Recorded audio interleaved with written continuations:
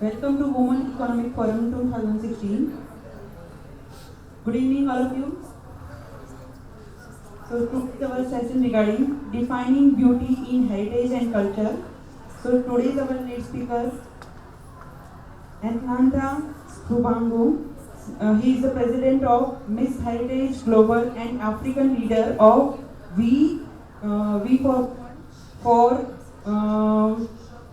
We and our today's speaker is Miss Japan Minami. So please welcome, sir. So now I'm going to hand over this session to our lead speaker.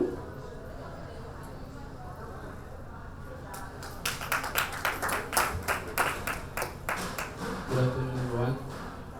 My name is Mr. Nkanta Shabangu. I'm the president of Heritage Global, the leader for We Women Empowerment. Well, as Miss Heritage Global, we've got a footprint in all the 7 continents of the world. We've got 75 countries under our watch. We've been in existence for the past 5 years, and we are growing in leaps and bounds. I'm also, as I've mentioned, the African leader of We Women Empowerment, where we try and go out to impoverished areas, rural areas, where we uplift women from indigent backgrounds and try and speak about their plight, women that have been marginalized in leadership positions, women that are not accessing the economic opportunities in as far as the economy is concerned. So that is our focus, and that's what we do. However, as Miss Heritage Global, what we emphasize upon is the celebration of one's heritage and culture. And traditionally, a lot of people have always known that they've always known their heritage, they've always known their culture, but they've never been able to benefit, in as far as the economy is concerned from their culture.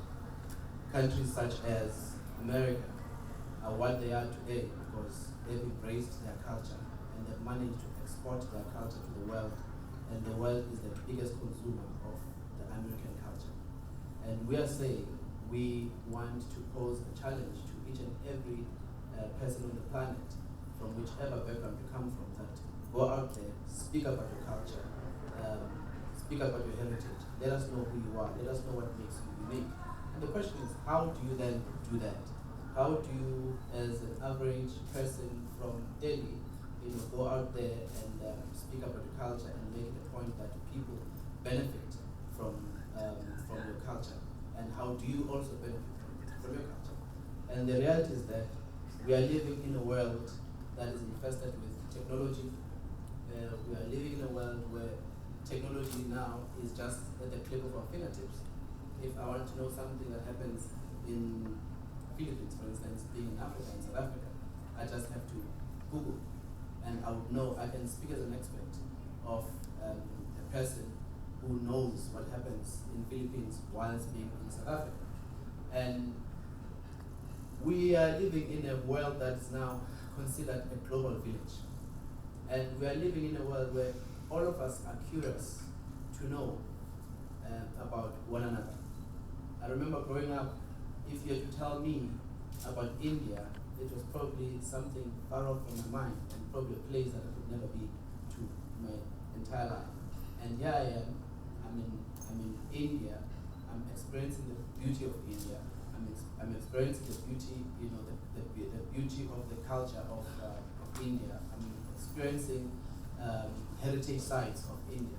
But the question is, as much as all of these things are beautiful, does it benefit the average person from India? And the biggest problem that the world is facing now, or maybe most countries are facing now, is that everyone is trying to conform to being somebody else and forgetting who they are.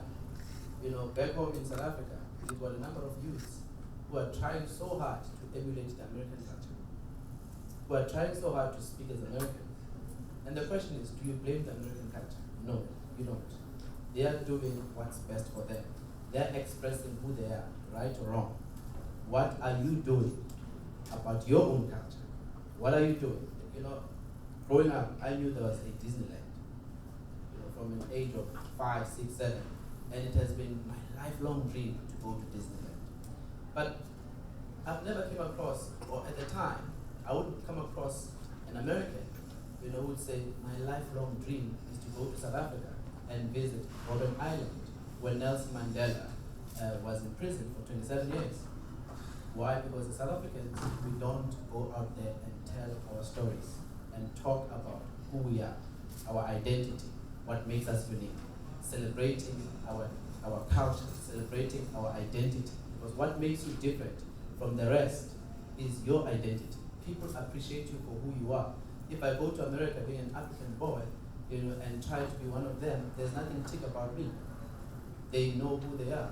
They want to know more about my background, where I come from, what do I understand about who I am, so that they can appreciate my culture, my background. And today, when I was talking about the world being the biggest consumer of American products, you have, in fashion for instance, you have jeans that are so prominent all over the world that are sold by Levi's or whatever. You know, young average black boys, or in fact across all races, they wear these jeans that are sagging. It's international. It's international. Those jeans are sagging, and they're saying it's the latest trend, it's the latest fashion, and that has gone to the entire world, and we find that appealing. And how about you as an average Indian person? Okay, in fact, that is happening in India. You know that a lot of people are embracing the sari. You come to my country, or you go to your country, in Colombia, or wherever, you come across people who are not Indian, but who are embracing the sari. You go to weddings, people embrace, you find a bunch of black people dressed in saris.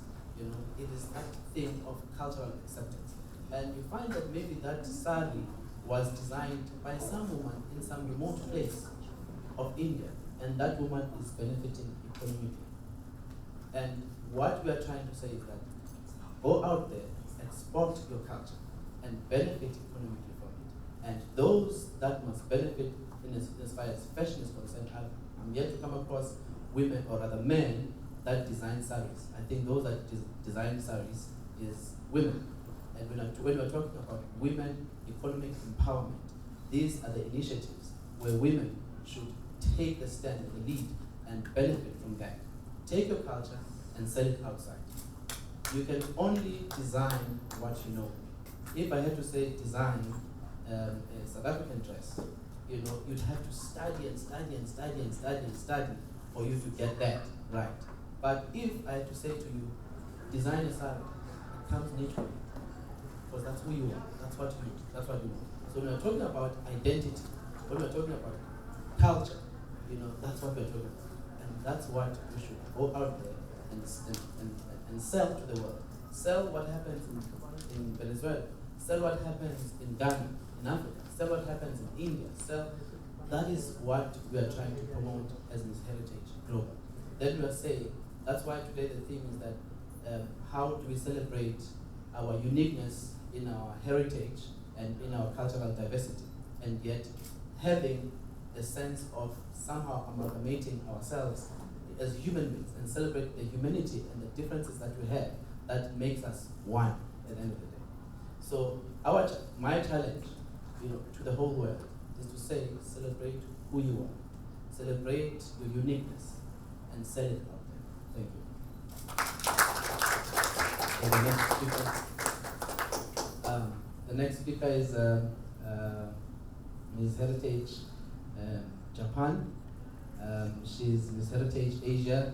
Miss Nanami, a dynamic young lady, very humble, who's got a very amazing understanding of her background.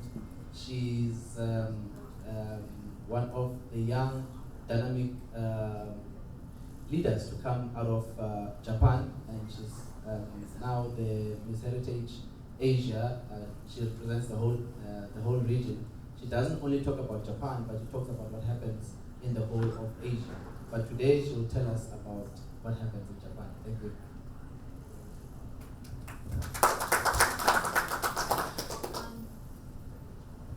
Thank you so much. I am Nanamichi Natsuyama, and as he introduced me, I am Miss Heritage Japan 2015. And as working as Miss Heritage Japan, I would like to share two things about respect today, because I think respect is always the basic of the beautiful world and peaceful world. And Japan is the country who cares so much about the respect. So would like to share two things. One thing, the first point is the diverse way to share the respect. And the second point is the universal way to show the respect. The first point, the diverse way to show the respect, is because I am from Japan, and I think our way to show the respect to others is very unique and sometimes confusing. I think you might know that we are the people who bow a lot, like this, like always. Yes. But this is to show our respect to the people in front of me by showing our head. In our old history, people use swords when they are fighting, and showing our head means that the person in front of me can cut me because I am facing down and I cannot see what is happening in front of me. So this way, I am showing that I am kind of weaker. Like the person in front of me is stronger than I am. And this is the way that we show the respect to the person, other people. And as he said, we Japanese people are humble, and our virtue is always that we have to be humble, super, super humble. But I know that it's sometimes confusing because we are way too humble sometimes. The interesting story that I would like to share with you is that sometimes, when I'm dressed up like this, people come to me and say hey, you're so beautiful, right? And in this occasion, when I am here, I will say thank you and you're beautiful as well or something like that. But in Japan, actually, if someone give a praise to you, it's not appropriate to accept that praise. We have to say, oh no, I'm not. I'm not beautiful. I'm not, good enough. I'm not